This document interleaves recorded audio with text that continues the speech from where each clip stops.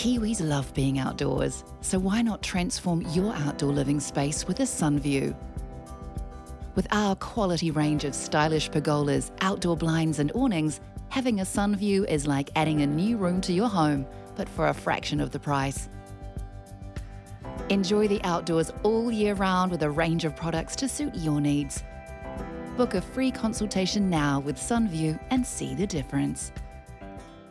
All right, you are on the platform now for our first major interview of the week, indeed.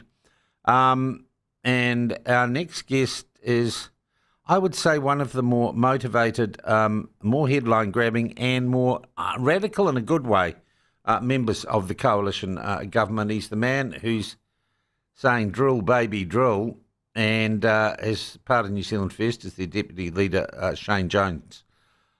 Shane, welcome to the program. Nice to have you with us. Hey, morning, folks. Thanks for enabling me to pop in. All right. Now, we have heard much in the last week or two, particularly from the Prime Minister, about what he calls Māorification, Mr. Jones, and that when we see Māorification in the government or in New Zealand, he will move to stop it. We found a prime piece of Māorification right under the nose of the government last week. The He Ao Taki, the stars that guide us, Māori strategy for parliamentary services, which would appear to integrate tikanga Māori into every part of the operations of parliamentary services, right down to taking account of the Treaty of Waitangi, and when it comes to hiring people for parliamentary services. It is a Māori strategy, they say, as a priority for the agency, and seems to involve the embracing of, I would say, somewhat nebulous, mystic qualities about te ao Māori. Firstly, were you aware of the extent of this policy being practiced by parliamentary services? Well, I must confess that I actually don't see or encounter anything particularly Māori in most of the way we run Parliament, other than us trying to stop the Māori Party from wrecking the conventions and rituals of Parliament. But that particular plan, nah, mate, I have to say I'm not across it. In fact, I don't even know I knew it existed. All right. But when the public and when the Prime Minister rails against this, it would appear, Mr. Jones, that so many government departments, quangos, agencies have adopted these quite detailed policies without any reference to the public, and it would seem without any reference to their political masters either. Well, we campaigned very strenuously, which is why I was in a bit of political doo-doo, taking on some hitherto unknown tribe out the back of West Auckland who want to take over 50% of the Waitakere Ranges. But I have to say, once we become ministers, we tend to sort of focus on our part of the political matrix, and it sounds as if it's an issue that Brian Roach, the chap who's now running whatever SSC is known as, because different CEOs are obviously following a different interpretation of what our manifesto and what our coalition agreement said. But I would say to you and the other listeners, there's a great line out of Shakespeare, Sean, that I think it goes like this: the evil that men do lives on after them. The good is often buried when they expire. And I think what we're dealing with is how deeply embedded Jacinda's cultural and social revolution that marched through different parts of the public sector is actually embedded. And I wonder if that's also what we're dealing with as we try and tame the Waitangi Tribunal and root out some of the excesses of our judiciary. It is as if, Mr. Jones, He Puapua has been implemented without anyone being told. Well, that just shows how deeply embedded it became. Purely the efforts of Nanaia Mahuta, who never ever shared with Winston and I in 2019, 2020 what she was up to. And quite frankly, it shows that politics in many respects is local. She seized upon these international ideas, tried to prosecute them internationally with every person she met with as a part of being a minister, liberally spread them around the UN and transported them back home and promptly lost her seat.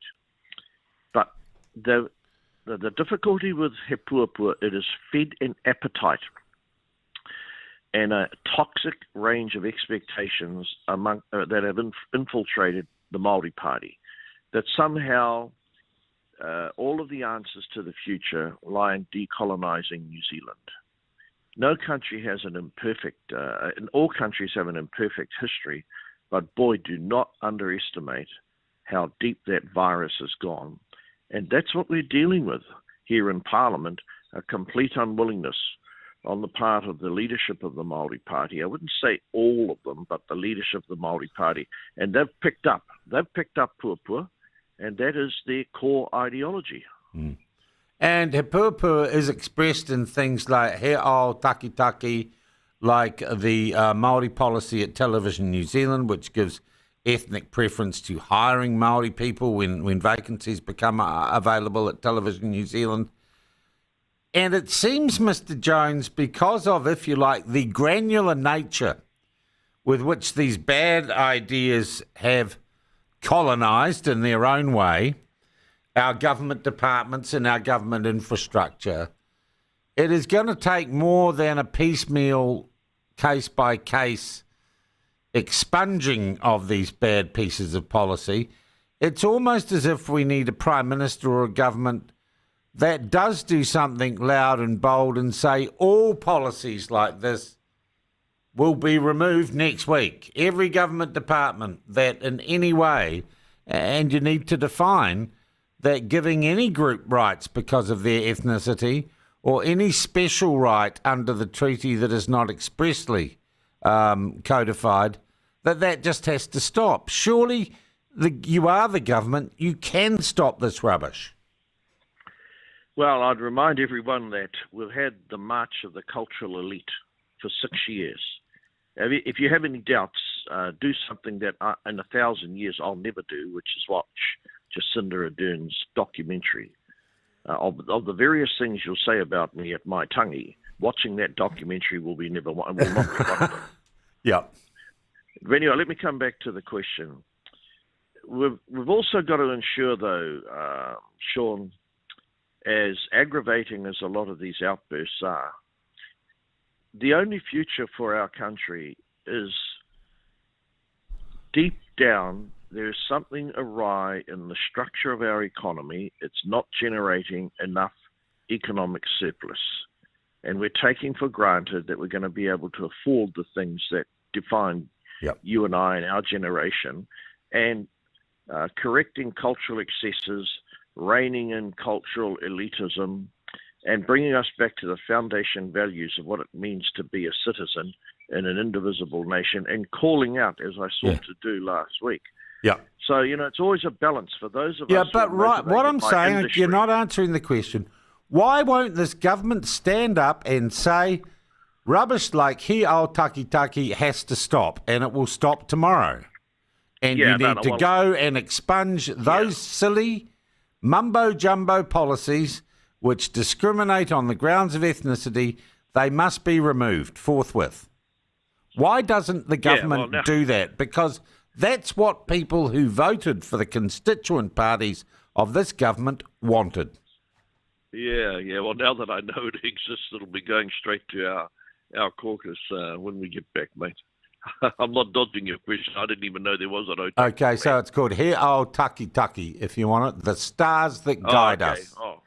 That's how they've branded their version of it.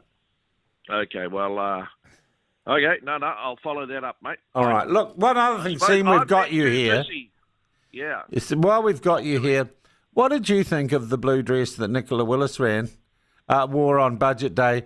And can you believe that our mainstream news media have chosen to make that a major story? Kiwis love being outdoors, so why not transform your outdoor living space with a sun view?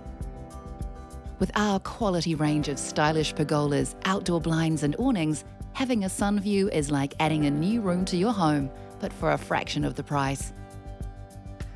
Enjoy the outdoors all year round with a range of products to suit your needs. Book a free consultation now with SunView and see the difference.